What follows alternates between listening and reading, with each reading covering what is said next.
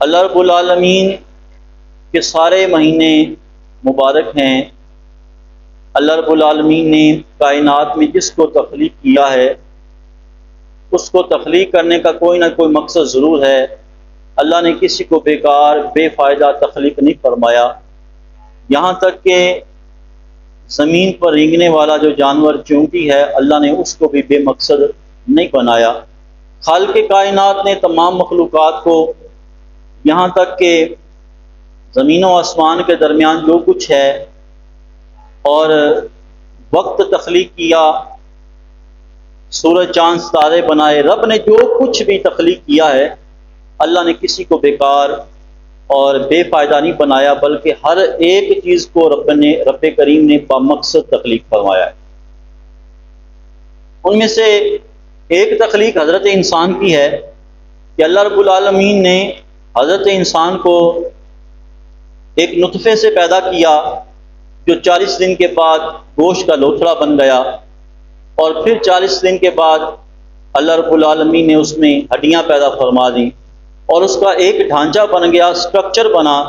پھر اللہ رب العالمین نے 40 دن کے بعد اس میں روح پھونکی تو اس میں جان آ گئی، اور پھر ایک مدت مقررہ وقت کے بعد اللہ رب العالمین اس حضرت انسان کو دنیا میں لے آتا ہے، اور وہ خوبصورت انسان بن کر دنیا میں آتا ہے کہ دیکھنے والے دیکھتے رہ جاتے ہیں کہ رب کی کیا تخلیق ہے، اور دیکھ کر بندہ سبحان اللہ کہہ رہا ہوتا ہے۔ تو اگر بندہ اپنی تخلیق کو دیکھے اور حضرت انسان کے دو پہلو ہیں، ایک اس کا ظاہر ہے اور ایک اس کا باطن ہے، اگر وہ اپنے باطن کو دیکھے نا تو وہ حیران رہ جاتا ہے کہ اس کے باطن کے اندر کیا ہے، دل ہے، گردے ہیں، پھیپھڑے ہیں، آنتیں ہیں، چھوٹی آنت ہے، بڑی آنت ہے، معدہ ہے، جگر ہے، اور اس کے علاوہ جو ہے وہ بہت ساری آنتیں حضرت انسان کے اندر ہیں کہ اگر بندہ ان کو دیکھے تو بندہ جو ہے وہ کہہ کر دے، یعنی کہ بندہ اتنا اندر سے خوبصورت نہیں ہے۔ اور اللہ رب العالمین نے حضرت انسان کے اوپر کھال چڑھا کے اور یہ ماس چڑھا کر حضرت انسان کو اتنا خوبصورت بنا دیا ہے کہ وہ خود کو آئینے میں دیکھ کر بھی سبحان اللہ کہتا ہے۔ تو اللہ نے دو پہلو بنائے ہیں، ایک اس کا ظاہر ہے اور ایک اس کا باطن ہے، تو اللہ نے ظاہر کے ذریعے سے باطن کو چھپا دیا ہے۔ اسی طرح اللہ رب العالمین انسان کے ظاہری اعمال کو دیکھتا ہے اور باطنی اعمال کو بھی دیکھتا ہے، لیکن جو کوئی بھی نہیں جانتا وہ رب جانتا ہے۔ اللہ اس کے ظاہر کے ذریعے سے باطن پہ پردہ ڈال دیتا ہے۔ بندہ کتنا گناہ گار ہے، خطا کار ہے، اتنے گناہ کرتا ہے، لیکن اللہ رب العالمین پھر بھی اس کے گناہوں پہ پردہ ڈالے ہوئے۔